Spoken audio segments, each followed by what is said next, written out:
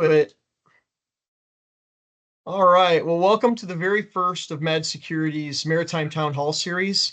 My objective is to present timely and relevant topics in maritime, and also to bring in experts to discuss these topics and the technical, logistical, and yes, even the political considerations around these topics.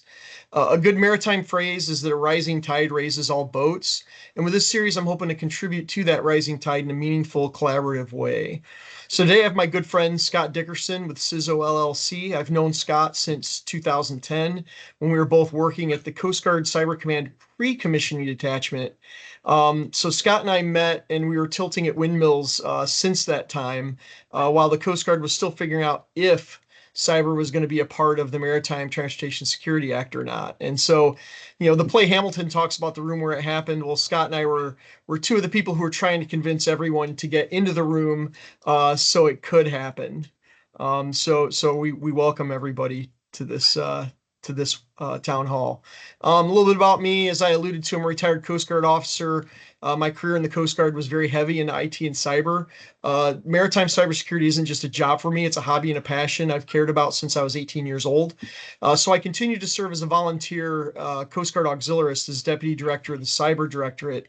Although I do want to make clear that my views and statements in this discussion or any other discussion are my views only and not the views of the Coast Guard or even Mad Security for that matter. They're just my views and just trying to bring everybody together to have honest and meaningful conversations to move the ball down the field. I've been with that, I'll introduce my guest today, Scott Dickerson, who shares the same passion I do. And in fact, Scott may be the only one on the planet I'll acknowledge might be even a little bit more crazy than I am and passionate about maritime cyber. So, Scott? Hey, thanks, Cliff, for inviting me for this first session. Really appreciate that. Appreciate the partnerships that we've had over the years and the work we've done together. So again, thank you very much for inviting me here. Principal and founder of CISO LLC and some other details that you can see on that slide. And yes, I might be the really passionate, crazy guy that has never said no to something involving maritime cyber. And I'll even add in that when we were in that room trying to get others in the room, that I even had to convince Cliff about the importance of the role of private sector and industry and critical infrastructure and the role the Coast Guard had in that regard. So even Cliff needed some convincing there. But now you've turned things around quite a bit and come to see the light, I would say. And so as Cliff knows, I came to cyber from the threat side of the house, from the intel side of the house. And that viewpoint has been highly influential in how I look at things, and definitely will be play a role in how we discuss some of the things here today in terms of how I'm looking at scenarios and the challenges that we face. So I'd say let's just dive right into it. Awesome. Thanks, Scott. So the very first topic today is going to be Coast Guard's Navigation and Vessel Circular 02-24. And so what we want to make clear is that a Navigation and Vessel Inspection Circular, which is called a NAVIC, provides detailed guidance about the enforcement or compliance with certain federal maritime safety regulations.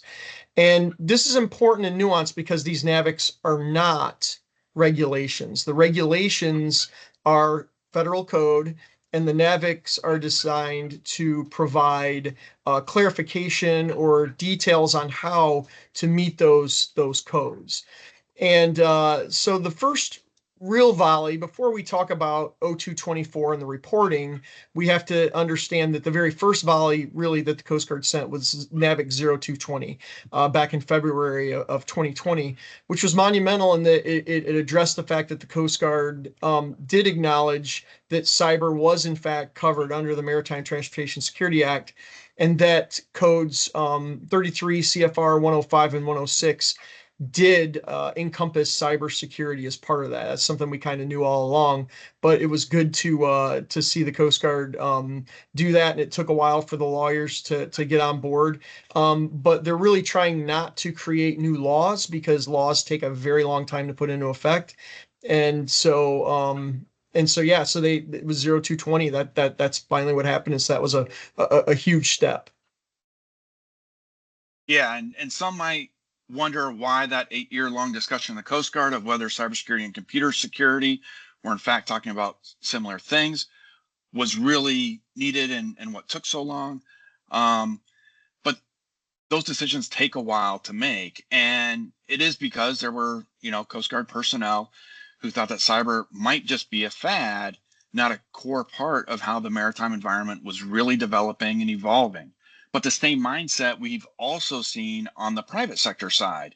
It is not uncommon for senior industry personnel to feel that cyber is a technical responsibility for some of their teams and personnel.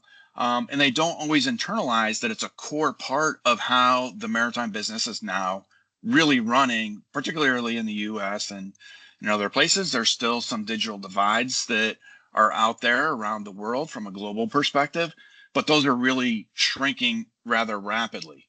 And so this is now becoming a key avenue for threat actors to target our industry. So NAVIC 0220 definitely made sure that there was no ambiguity in terms of the Coast Guard's interpretation of MITSA.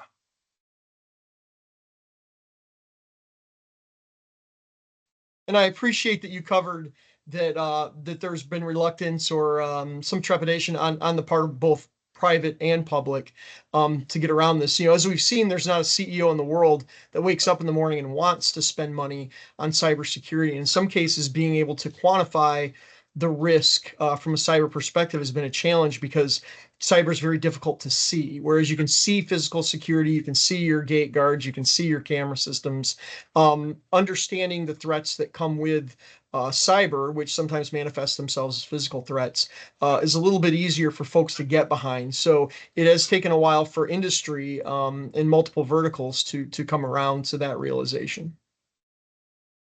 Yeah, and I think while nobody really wakes up wanting to spend money on cyber, fortunately, we are seeing those leaders that are willing to at least invest in this area. Absolutely. Absolutely. So, Scott, can you talk a little bit about NAVIC 0224 and what it's designed to do? Sure, Cliff. So we've heard of, crawl, walk, run, and NAVIC 0220 was, might not have even been crawl yet at that point in time, and perhaps more just sit up, pay attention. But that was the notice that cyber was going to be a consideration, something that the Coast Guard was going to be including under risk management and its portfolio of risk management. It wasn't very prescriptive. And was still requiring that a cyber annex be done and all of that, but it was still more, this is coming. Well, NAVIC 0224 is really the first attempt, perhaps, that we could say is really to crawl, to codify some of the reporting requirements and really start moving forward more in that direction. So with that, we've got 4 different categories of reporting that needs to happen as spelled out within the NAVIC. And so cyber incident reporting is really focused around disruptions, unauthorized disclosures, or unauthorized access. Breaches of security are really around intrusions and unauthorized access. And then a TSI is really serious, right? And that's bound to at least make local news, perhaps even broader media attention. And so those TSIs are things that people definitely don't want to be necessarily reporting on or be involved in from a resiliency perspective, because again, that's really when the media comes in, and that's something that industry definitely is shy about wanting to be on the front page of. And then suspicious activity is focused largely around potential reconnaissance efforts of what a threat actor might be doing. And that can be, the forbearance of a breach of security down the road. And then if we go to the next slide, Cliff, here then, okay, with those reporting requirements, then there's different categories of who needs to report what. For the cyber incidents, it's all vessels, harbors, ports, and waterfront facilities. That's not just MITSA regulated facilities or vessels or outer continental shelf entities. It's everybody. So even if you're a foreign flag ship coming in, then that cyber incident report needs to take place and happen as you're coming into a U.S. port. And those reports need to be done to the FBI, to CISA, and then the captain of the port or the NRC. For breaches of security or suspicious activity, then that is MITSA regulated entities that need to do that reporting. That can be done to the NRC, or it can optionally be done to the captain of the port. And so there's two ways there. Now, when it comes to the TSI, again, that's MITSA regulated entities that must do that reporting, but all others are also encouraged to do that reporting.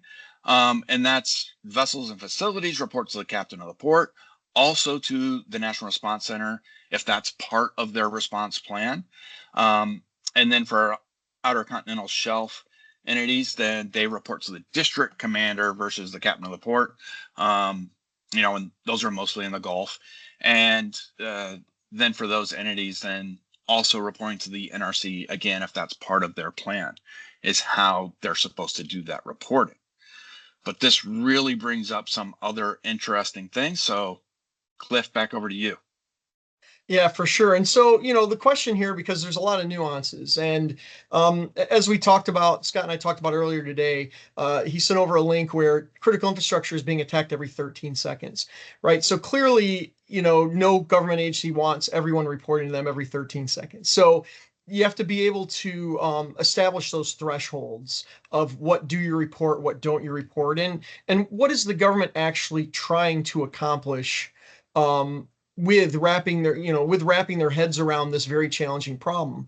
And so as far as that goes, the industry also has some concerns over attribution and the fact that some of these folks that they're responsible or accountable to report up to are regulatory in nature. So self-regulation or self-reporting might be something that these folks are not comfortable with. So Scott, can you talk about some of these challenges?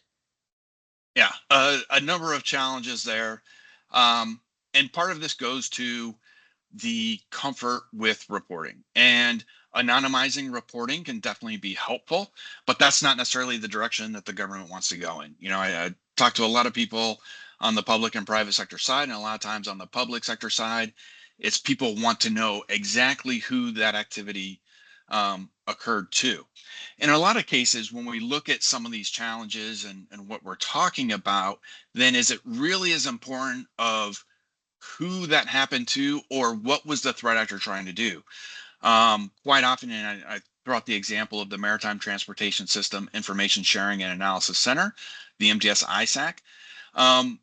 When they're looking at this from a public and private sector standpoint and trying to correlate some of the information, some of that threat activity that happens might be to a particular entity.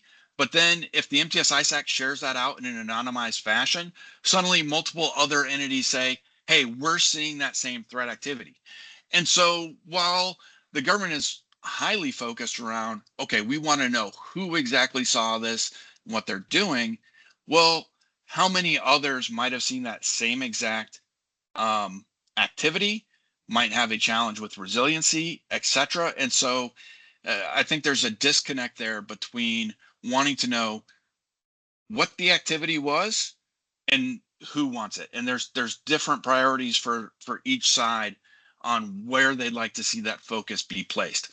And so as we look through all this of what is the government trying to accomplish, what are those challenges, definitely anonymization is part of that. And we have to build trust between the government and industry and really try to figure out how together the public and private sectors can really address some of this. Because right now, obviously with 13 seconds or attacks, I think it's 13 attacks per second is actually, 13 cyber attacks per second is really what's going on.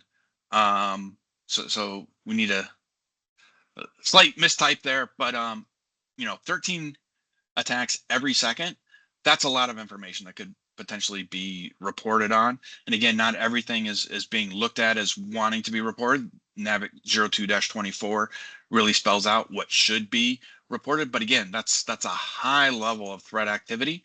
And so there's obviously the target on industry, and we really need to work on this.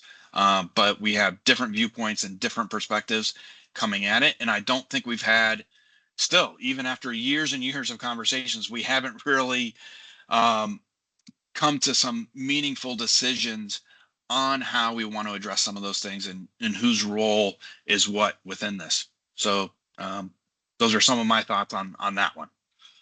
Yeah, no, and I mean, I agree with you. I think that, we've been on both sides of this, right? And so we've seen from the perspective of government, and we've seen from the perspective of industry. And I think that, it is something we're gonna have to figure out together. We're gonna have to come together at area maritime security committees. We're gonna have to, involve and get everybody in the room to talk about how best to do this. And, NAVIC 0224 does say you don't have to report the nuisance stuff, the things that can be handled by antivirus, specifically your spam, if you get phishing emails, things like that, not a big deal.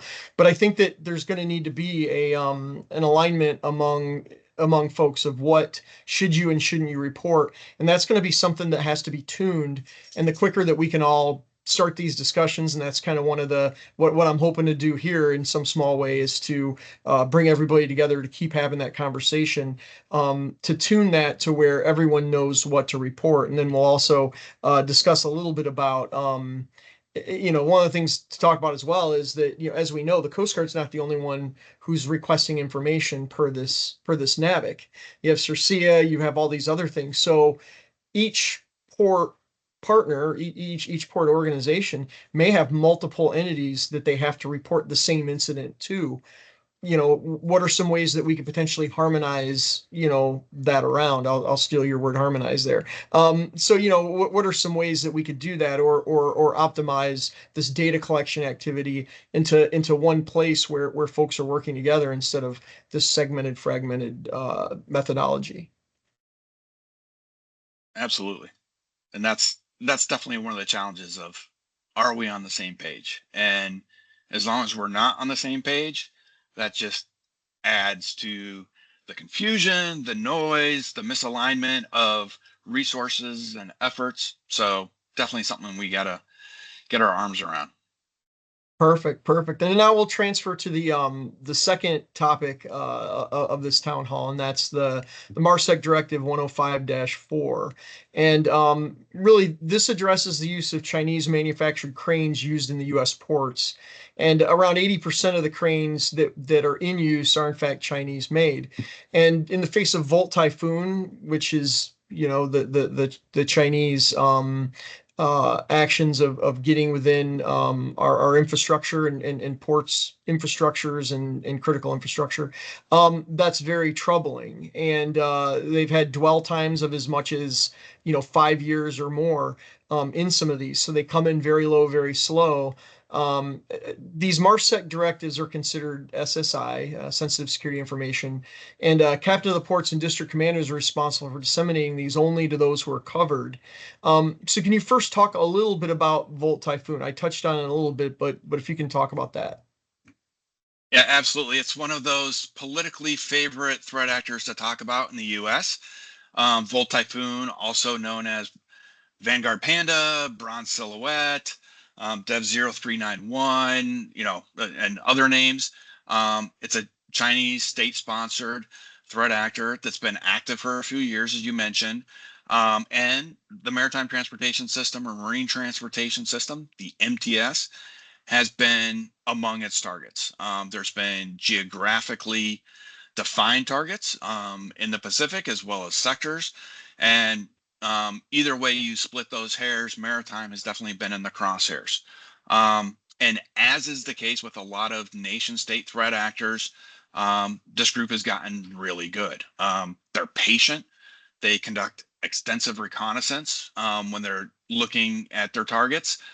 They're careful with the execution of the attacks to really make it difficult for organizations to identify that they are a target and have been attacked. And this has allowed them to maintain persistent access for years, as you mentioned. And that can make it really tough to be able to go back and identify when exactly that initial access occurred, because it is challenging, and a lot of those logs might no longer be available, and other pieces of information, it might be difficult fully ascertain the root cause and how they got in.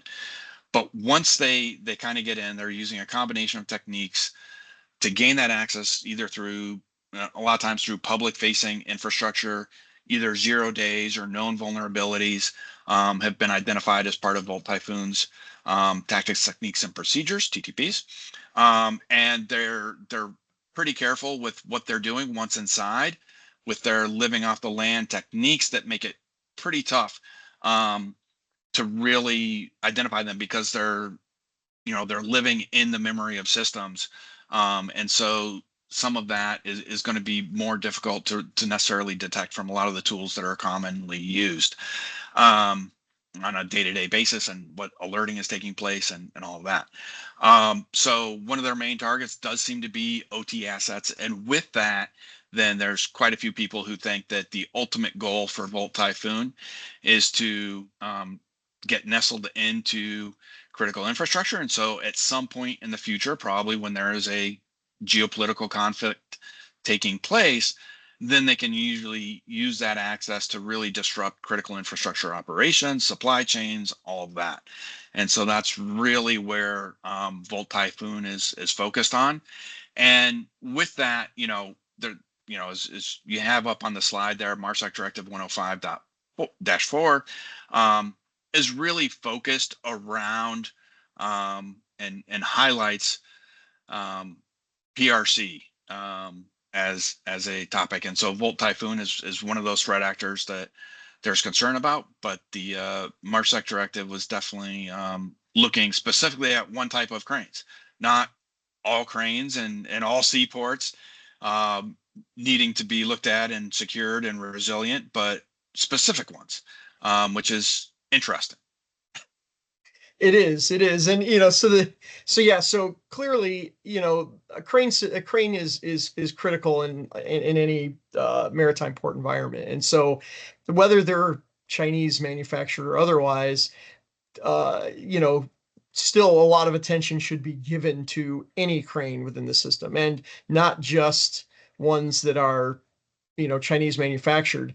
But good cyber risk management has to be exercised to your crane systems, regardless of who's manufactured them. So, and then the crane, of course, is the most visible part of these ports, but they're one piece, and so clearly, we encourage people, practitioners like you and I, encourage folks that yes, look at those, evaluate all cranes, evaluate all systems, and do your own risk assessment, do your own thinking in many cases. And the Volt Typhoon issue is kind of a polar opposite of what the other big issue was, that we saw earlier. We saw a slew of ransomware activity, right? And that's more the smash and grab, right? Those folks are not quiet. They come in, it's quick hitting. There might be a little bit of surveillance. There might be a little bit of lag time while they let the ransomware make its way through the system. And they've become more patient, but not 5 years patient. And so, so it's they want it's the a payment, different, right? yeah, it is. Yeah, they want their money now. And so, we've seen them become more patient. But one of the things, I looked at that and I'm like, how can you have a 5 years of dwell time in critical infrastructure? And what that tells me is that we're not doing our log reviews. We're not doing, we're not looking for those living off the land kinds of tactics, techniques, and procedures, and we need to start doing that as a community, having good security operations and going through and knowing what to look for to identify these folks that are low and slow and trying to keep a low profile in your environment. And a lot of folks just think that, hey, look, build up the perimeter defense, you're good to go. But as we've seen, a determined adversary is always going to find a way in. A determined, well-funded adversary is going to figure out a way in if that's their objective to do. And so, you have to find them. And so that threat hunting becomes a critical piece of that. But yeah, I agree. I think that this was very, very clearly focused on one particular nation state. And what I'm hopeful of is that it gets the attention that draws CEOs and others to realize the importance of cybersecurity in general, and then that they're able to exercise proper risk management across their infrastructure to secure everything, not just not just Chinese cranes. There's only And one way in, though. yeah, exactly. Yeah. And so, and speaking of cranes, we'll talk about those a little bit because we've done terminal risk assessments together and we've seen multiple ones. And just like once you've seen one port, you've seen one port. Once you've seen one crane set up, a lot of times you've seen one crane set up. And so, we've seen everything from, cranes that are completely air gapped to there being wireless connectivity to them to make maintenance easier and remote to being fully monitored. And so, talk a little bit about, what goes into those thoughts as folks are doing that. What kinds of considerations do ports need to take into account? And how can they make sure when they say something's air gap that it's actually air gap? Because we've also seen in various places where somebody say, "Oh, that's air gapped," and then you go and, well, lo and behold, somebody's made it unair gapped. So let's talk a little bit about that. Yeah, I think there's multiple aspects to that to talk through, and part of it has to do with how do we treat OT, how do we treat IT. Part of it is what is happening within the industry and the sector, and how are we evolving. Once again, there's a lot of integrations that are taking place in digitalization efforts. So how those ports are set up and how the terminals are set up really depends on what are the objectives, what are the throughput goals, all that. And obviously, if you have an environment that's, perhaps more remote and doesn't have the throughput in the terminal as other larger highly um, highly congested port areas, then how those cranes have been connected is totally based on the use cases and what they're trying to accomplish. And so those ones that are trying to support automation, trying to get as many um, containers through as possible every day, then obviously there's greater chance that those are connected in some shape or form, whether that's through a kind of a mesh network that might be there in a localized environment to being fully online and automated, although segmented, but still kind of being able to allow for that remote maintenance to occur, to allow for um, more data to be pushed back and forth between different resources, and that might have been designed in such a way where, okay, we have a network going to the crane and now we're hooking up a um, OCR camera so that then we can really tie in data with the terminal operating system and whatnot. And so the network architecture that was done might have been a little flatter than might be desired. And so there's that whole gamut.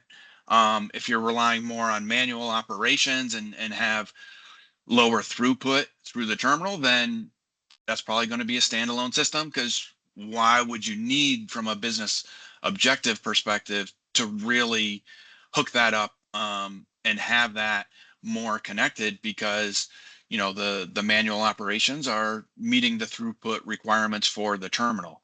So there's lots of different reasons why some of these things have happened. Um, but in either case, then you might have that standalone system that never gets looked at from a security perspective because it is isolated. And the thought might be that, well, it's not connected, so we're not going to be able to do it. And that's where I think one of the things with whether you look at CISA cybersecurity performance goals or others, one of the things that kind of came out was, well, you should treat IT and OT the same, and we definitely don't want to do that.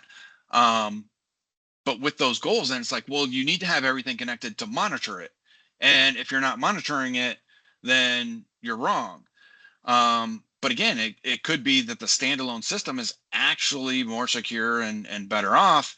Now, your remote cyber team, because it's not going to be sitting, your cybersecurity team is not going to be sitting on board that crane to do the monitoring. And so there's other ways that you could collect those logs and send them off. But as you start introducing some of those monitoring capabilities, how you're doing it can definitely increase your risk profile, and you might actually be less resilient and less secure than you would have been if you had left it as standalone. So some of the thoughts are there. I'm not sure what else you want to add in to that one, Cliff. Yeah, no, I think we're tracking. I think what I found is that, segmentation is the key to these. The smaller you can make your attack surface, the better. And just like on a ship, you want compartmentalization so that progressive flooding doesn't take out your whole ship. It's a very similar analogy. And so, one of the interesting things are, that camera systems, which are normally at the very outward end of your perimeter physically, you want to definitely make sure those are on a different network, because if somebody's able to get physical access to a camera, they might be able to get access to that. And if they only have access to the camera system, then you've minimized your damage. But if you can get from your camera system to your business network to your crane, now you've got a problem. That's the problem with a lack of segmentation. But we've seen folks that have that completely flat network. And in fact, we saw, in the early 2010s, a casino got hit because somebody was able to hack into a Internet of Things device that was in an aquarium, and they're able to hack into the salinity slash temperature um, uh, device, and they're able to get to their business network because it was just part of the network instead of being segmented off, and caused all kinds of problems. So segmentation, I think, is key, and then careful consideration. And sometimes when you're talking about monitoring, physical monitoring can be a part of that. If it's a standalone system, then you want folks making sure that those are physically protected, and exercise the appropriate risk-based measures to protect those from that perspective. Absolutely. And we've touched on this a little bit. It brings up something you and I both feel strongly about, and that's that compliance and security are just two different things. And so, when we look at, sometimes governmental regulations can put the focus potentially in an area that takes resources away from other areas. Do you um, how do you propose that, when folks see these regulations, that they synchronize their ability to comply with their risk management posture for their organization? Yeah, thanks, Cliff. And this is a whole conversation in and of itself, really, and it goes back to what is the mindset from the leadership executive team of the organization. What are they trying to accomplish? And we've had those conversations with different organizations, and some of them are saying, well, just do the bare minimum, be compliant, and that's really what we're focused on. Others might be more towards the other end of the spectrum, and saying, first and foremost, we're taking a risk management approach to everything that we're doing, and we're going to strive to be compliant, but we can't necessarily take the eye off of risk management and devote too many resources towards compliance that could actually make us less resilient, less secure, and actually lead to a major TSI. And so that's where I think then it comes down to multiple perspectives. One is, okay, what is the view from the executive leadership team? Are they trying to take a risk management approach, which is going to be holistic and actually looking at the needs of the organization, what the organization is trying to do, and what they're trying to accomplish? Or are they looking at it from a compliance perspective?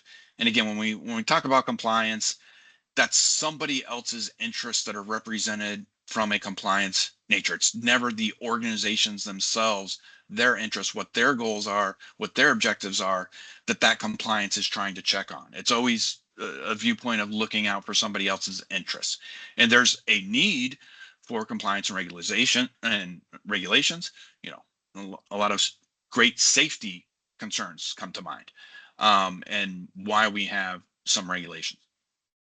But at the same time, right now we're seeing a rapid expansion in the cyber realm for additional regulations, not just in the US, but around the globe.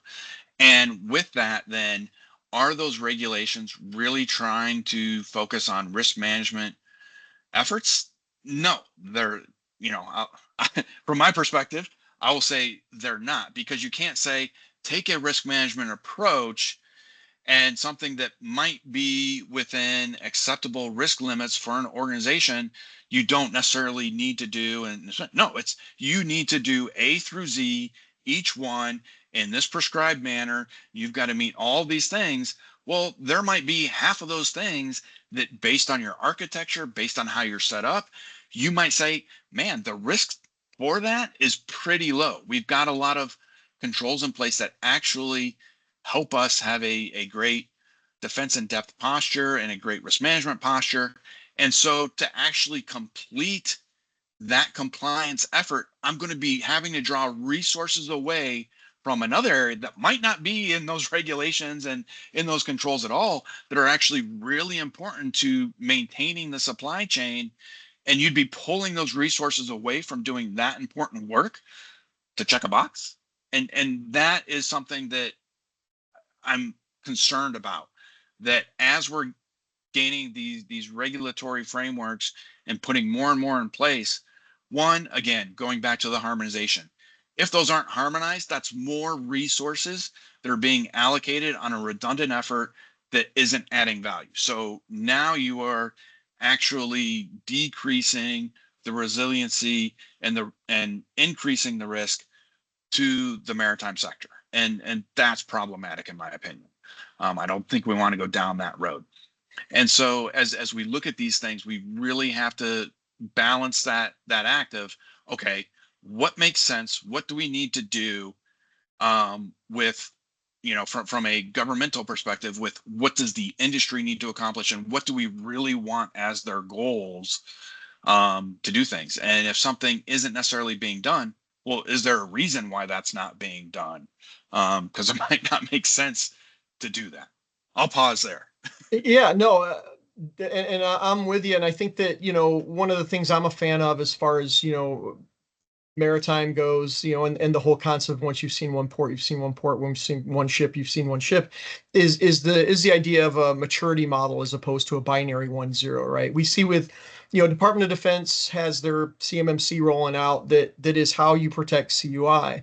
Well, I mean, that kind of makes sense, right? There's all these controls that you have to do to protect information, right? But when you look at maritime, it's multidimensional, because you're not just looking at information. You're not just looking at, at that element of protecting that information. You're looking at safety. You're looking at all these other things. And so when you look at something like the NIST cybersecurity framework, where you can build a profile that might make sense for your organization, or something similar to that, some type of framework where you have some flexibility to inject some knowledge and judgment into.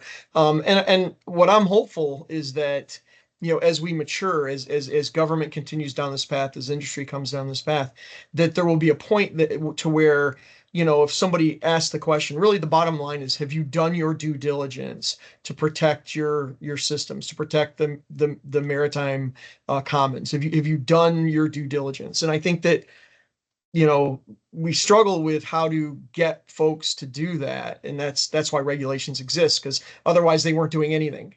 But then the pendulum needs to settle in a place where once folks start doing it right, and those folks who are doing it right aren't penalized. Those folks who take the time to think through, how am I really going to secure my organization? And you can usually ferret those out pretty quickly. You go to a place and you start talking to them about their systems, and those folks who know their systems, they'll be like, look, here's how we do it. Here's why. Here's our strategy. Here's our policies, our procedures. This is why we do it this way. This is why we don't do it this way.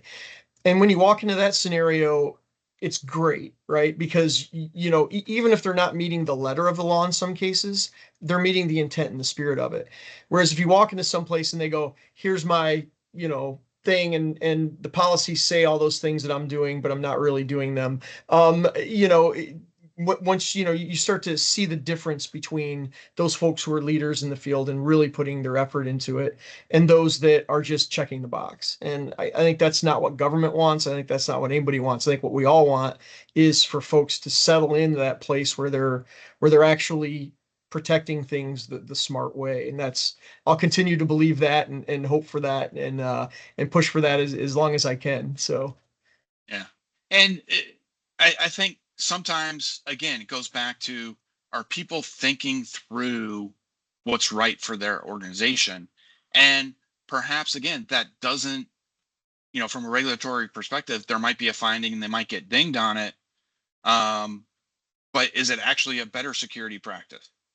So, one of the things that comes to mind, and I'm probably going to call lightning down on my head right now by daring to question the greatness of the NIST frameworks. But I think of, for years, NIST was saying, well, you should actually change passwords on a regular basis, this, that, and the other.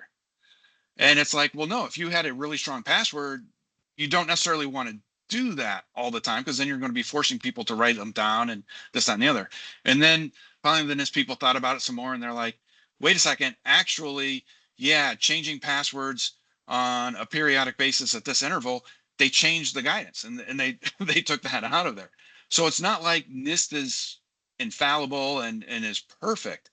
For years, NIST 800, 171, that is the basis for CMMC and protecting controlled and classified information, had no mention of email security. It wasn't a requirement.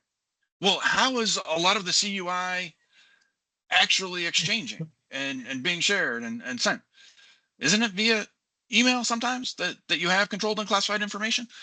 But yet that's not a security control. So again, you might be doing something from your organizational perspective and really saying, no, this is a key area and this is the control and how we're going to do it and go about things, that might be a better solution than what is being presented from a public sector side. Again, it comes down to understanding, what are you trying to do from a risk management perspective? What are your goals? And how are you going about that? What's your defense in depth posture? What really is going to make you more resilient? And sometimes, not all the time, but sometimes it might make more sense to do something a different way. Agreed. Agreed. Well, Scott, thanks so much for joining us on our very first Maritime Town Hall, hopefully first of many. And truly appreciate your time, and looking forward to continuing to tilt at windmills with you, and try to make our ports and waterways safer, and appreciate everybody who sees this, and welcome any feedback that anybody has. Thanks, Cliff. Really appreciate it. Once again, thank you for having me. Awesome. All right. Cheers, everybody. Have a wonderful day.